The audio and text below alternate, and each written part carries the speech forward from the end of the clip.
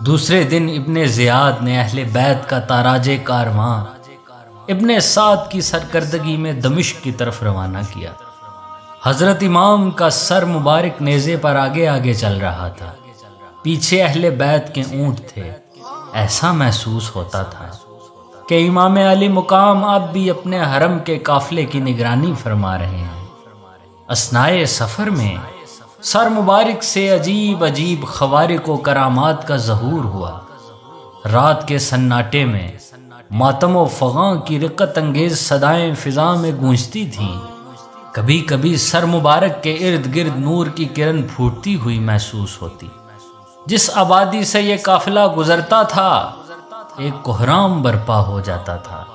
دمشق کا شہر نظر آتے ہی یزیدی فوج کے سردار خوشی سے ناچنے لگے۔ فتح کی خوشخبری سنانے کے لیے ہر قاتل اپنی جگہ بے قرار تھا۔ سب سے پہلے زہر بن قیس نے یزید کو فتح کی خبر سنائی۔ حسین ابن علی اپنے 18 اہل بیت اور 60 اعوان و انصار کے ساتھ ہم تک پہنچے۔ ہم نے چند گھنٹے میں ان کا قلعہ قمع کر دیا۔ اس وقت کربلا کے ریگستان میں ان کے لاشیں برہنہ پڑے ہوئے ہیں، ان کے کپڑے خون میں تر بتر ہیں، ان کے رخسار گرد و غبار سے میلے ہو رہے ہیں، ان کے جسم دھوپ کی تمازت اور ہوا کی شدت سے خشک ہو گئے ہیں۔ پہلے تو فتح کی خوشخبری سن کر یزید جھوم اٹھا، لیکن اس زلزلہ خیز اور خلاقت آفرین اقدام کا ہولناک انجام جب نظر کے سامنے آیا تو کانپ گیا۔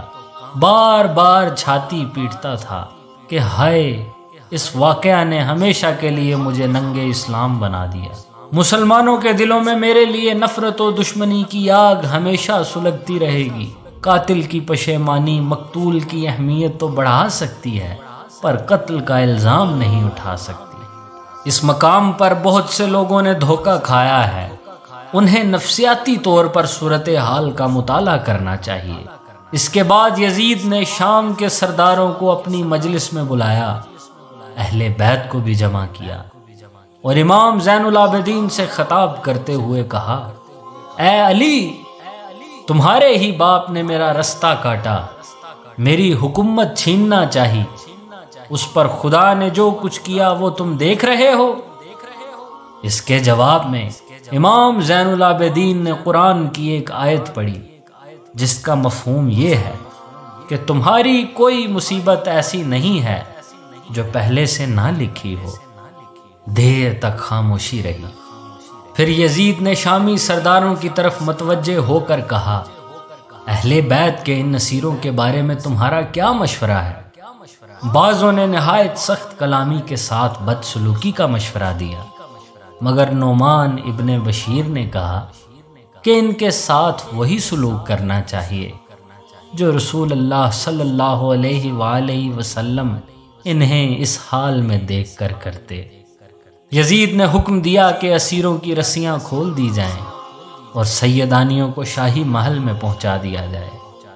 یہ سن کر حضرت زینب رو پڑی اور انہوں نے دلگیر آواز میں کہا، تو اپنی حکومت میں رسول زادیوں کو گلی گلی پھرا چکا، اب ہماری بے بسی کا تماشا اپنی عورتوں کو نہ دکھا۔ ہم خاک نشینوں کو کوئی ٹوٹی پھوٹی جگہ دے دے جہاں سر چھپا لیں۔ بالآخر یزید نے ان کے قیام کے لیے علیحدہ مکان کا انتظام کیا۔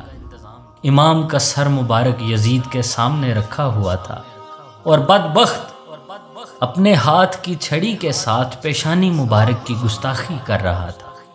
صحابی رسول حضرت اسلمہ نے ڈانٹتے ہوئے کہا، ظالم، یہ بوسہ گاہ رسول ہے، اس کا احترام کر۔ یزید یہ سن کر تل ملا گیا۔ صحابی رسول کے خلاف کچھ کرنے کی ہمت نہ ہو سکی۔ حضرت زینب کی خواہش پر سر مبارک ان کے حوالے کر دیا گیا۔ وہ سامنے رکھ کر روتی رہتی تھیں۔ کبھی حضرت شہر بانو اور ام رباب سینے سے لگائے بیتے ہوئے دنوں کی یاد میں کھو جاتی۔ ایک رات کا ذکر ہے، نصف شب گزر چکی تھی، سارے دمشق پر نیند کا سناٹا چھایا ہوا تھا۔ اہل بیت کے مصائب پر ستاروں کی آنکھیں بھی بھر رہی تھیں۔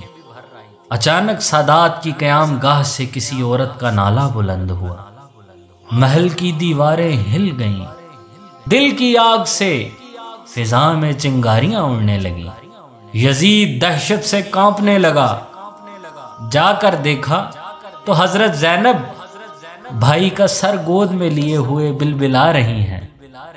درد و کرب کی یہ قیامت جاگ اٹھی ہے۔ اس درد انگیز نالے سے اس کے دل میں جو دہشت سمائی تو عمر کی آخری سانس تک نہیں نکلی۔ اسے اندیشہ ہو گیا کہ کلیجہ توڑ دینے والی یہ فریاد اگر دمشق کے دیواروں در سے ٹکرا گئی تو شاہی محل کی اینٹ سے اینٹ بچ جائے گی، کیونکہ دمشق کی جامع مسجد میں حضرت امام زین العابدین نے اہل بیت کے فضائل و مناقب اور یزید کے مظالم پر مشتمل جو تاریخی خطبہ دیا تھا، اس نے لوگوں کے دل ہلا دیے تھے اور ماحول میں اس کی اثر انگیزی اب تک باقی تھی۔ اگر تقریر کا سلسلہ کچھ دیر اور جاری رہتا اور یزید نے گھبرا کر اذان نہ دلوا دی ہوتی تو اسی دن یزید کے شاہی اقتدار کی اینٹ سے اینٹ بچ جاتی اور اس کے خلاف عام بغاوت پھیل جاتی۔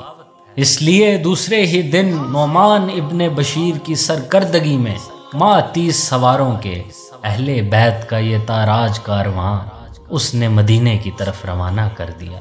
ہزار کوشش کی کہ کربلا کی یہ دہکتی ہوئی چنگاری کسی طرح ٹھنڈی ہو جائے، لیکن جو آگ بحر و بر میں لگ چکی تھی اس کا سرد ہونا ممکن نہیں تھا۔